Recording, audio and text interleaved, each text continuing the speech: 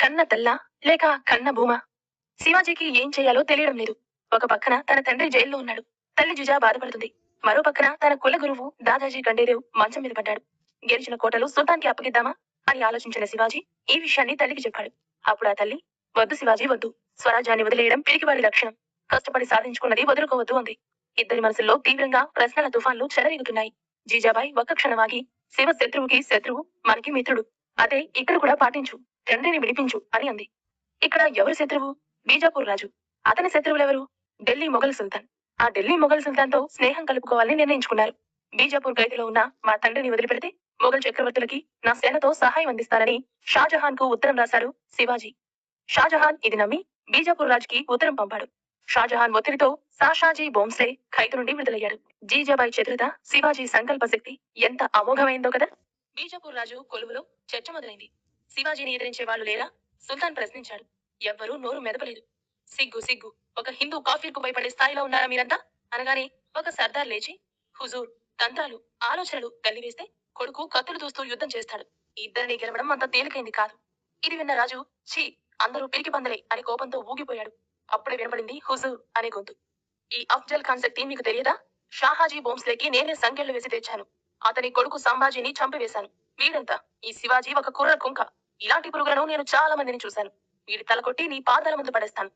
ఇది విన్న రాజు శివాజీని ప్రత్యక్షంగా యుద్ధంలో గెలవడం కష్టం. మయోపాపం ద్వారానే అతన్ని మట్టుపెట్టాలని సూచించాడు.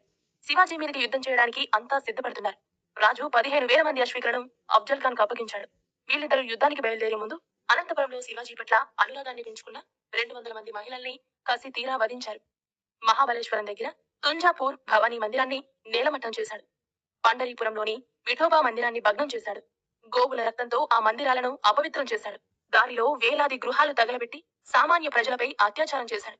కానీ లోపల మాత్రం భయంతో ఉంటూ పైకి ప్రగల్భాలు పలుకుతున్నాడు. కానీ ఇంకో పక్క శివాజీ మాత్రం చెక్కు చెదరకుండా ప్రతాప్ ఘట్ కోటకు మెట్లు దిగుతూ అఫ్జల్ ఖాన్ సమావేశం కోసం వేసిన గూడారం వైపుకు సగర్వంగా వెళుతున్నాడు. శివాజీతో సంధి చేసుకుందామని అఫ్జల్ ఖాన్ శివాజీకి లేఖ రాసి శివాజీని రప్పించి వంచనతో వధించాలని కుట్ర పన్నాడు. కానీ అక్కడ ఉంది మామూలు వ్యక్తి కాదు. అంతకుముందే శివాజీ సైన్యం, ప్రతాప్ ఘట్ కూడా చుట్టూ అడవుల్లో మాటు వేసి ఉన్నారు. అఫ్జల్ ఖాన్ సైన్యం విశ్రాంతి తీసుకుంటూ ఏమరపాటుగా ఉంది. శివాజీ ఒంటరిగా ఉన్నట్టు భయపడుతున్నట్టు అఫ్జల్ ఖాన్ ని నమ్మించాడు. అందుకే 35,000 సైన్యంతో కాకుండా కేవలం అఫ్జల్ ఖాన్ మాత్రమే షామియాలోనికి వచ్చేటట్టు శివాజీ పన్నిన పథకం మారింది. షామియాలోనికి అడుగు పెట్టగానే శివాజీ అఫ్జల్ ఖాన్ ని చూసి వంగి నమస్కరించాడు. తర్వాత దృఢమైన అడుగులు వేస్తూ ముందుకు వచ్చాడు. అఫ్జల్ ఖాన్ స్నేహాన్ని నటిస్తూ శివాజీ ఆవు ఆవు అంటూ ఆలింగనం చేసుకున్నాడు. ధృతరాష్ట్ర కౌగిలి వలె మెడలను గట్టిగా బంధించి బాకుతో శివాజీ వీపుపై పొడిచాడు. ఇలాంటిదే ఏదో జరుగుతుందని ఊహించిన శివాజీ తన దుస్తుల్లో అప్పటికే ఇనుప కవచాన్ని ధరించి వచ్చాడు. ఖన్ అని శబ్దమై కత్తి జారి కింద పడిపోయింది. ఆ క్షణమే శివాజీ తన దగ్గర దాచుకున్న పులిగోలతో అఫ్జల్ ఖాన్ ను చీరేశాడు. ఆ దెబ్బతో పల్లికి వైపు పరిగెడుతున్న అఫ్జల్ ఖాన్ ను ఆపి తల నరికి పాడేశాడు. షామియానాలో ధగ ధగ అంటూ కేకలు, అలజడులు వినిపిస్తున్నాయి. వీటినే శివాజీ ముందుగా అనుకున్నట్టు శంఖధ్వని చేశాడు. ఆ వెంటనే సైనికులు ఫిరంగిని పేల్చారు. ఆ శబ్దం విని అడవుల్లో మాట వేసిన మోరు పంత్, పింగళి, నేతాజీ, పాల్కే, కన్హాజీ, జేడే నాయకత్వంలో సైనికులు బీజాపూర్ సైనికులపై పడి చంపేశారు. మిగిలిన వారు బందీలయ్యారు. బీజాపూర్ సైనికుల వినోదాల కోసం బందీలైనటువంటి మహిళల్ని శివాజీ సగౌరవంగా విముక్తి చేశాడు. ఆ యుద్ధంలో శివాజీకి 400 గుర్రాలు, 1200 ఒంటెలు, 6 ఏనుగులు, 10 లక్షల రూపాయలు, ఎన్నో విలువైన ఆభరణాలు లభించాయి. అసమాన ధైర్య సాహసాలు ప్రదర్శించిన సైనికులకి శివాజీ తన రాజప్రసాదంలో సత్కారం చేశాడు. ప్రతాప్ ఘడ్ యుద్ధంలో మనమేం గమనించాలి? 35,000 మంది సైన్యంతో వచ్చి దాడి చేయడానికి వచ్చిన అఫ్జల్ ఖాన్ ని చివరికి ఒంటరిగానే షామియాలోకి రప్పించడం ఒక వ్యూహం. అఫ్జల్ ఖాన్ ముందు శివాజీ భయపడుతున్నట్టు ఆయన్ని ఒప్పించడం అనేది కూడా ఒక వ్యూహం. అఫ్జల్ సైన్యానికి అరణ్యాల గురించి తెలియదు. కానీ శివాజీ సైన్యానికి అన్ని చోట్ల అవగాహన ఉంది. అందుకే ఆ స్థలాన్ని ఎంపిక చేశాడు శివాజీ. ప్రతాప్ ఘడ్ చుట్టూ ఉన్న ప్రదేశం తనకు ప్రత్యక్షంగా కనపడేటట్టు శివాజీ ఆ ప్రతాప్ ఘడ్ కోట, షామియాను ఎంచుకున్నాడు. ఇద్దరూ ఒకే ఒక సెకండ్ తేడాతో దాడి చేశారు. అఫ్జల్ దెబ్బ వృధా అయింది. శివాజీ దెబ్బ గురి తప్పలేదు. అఫ్జల్ ఖాన్ గర్వించి వ్యూహాలు తెలియదు. శివాజీ వ్యూహం కారణంగానే అతనికి విజయం దక్కింది. ఆ విధంగా శివాజీ అఫ్జల్ ఖాన్ తలని తన తల్లికి సమర్పించాడు. ఆ తర్వాత రోజు శివాజీ నిత్యం ఆధ్యాత్మిక ప్రేరణ ఇచ్చినటువంటి ఇద్దరు మహనీయులను కలవడానికి బయలుదేరాడు. భక్త తుకారం ఆశ్రమానికి చేరుకున్నాడు శివాజీ. భక్త తుకారం పాడేటువంటి భక్తి పద్యాలు ఆ తుకారం నోట వెంట వింటూ శివాజీ తన్మయత్వంతో ఉన్నాడు. నేనిక్కడే కొంతకాలం ఉంటాను అంటూ సైనికుల్ని వెళ్ళిపోమన్నాడు.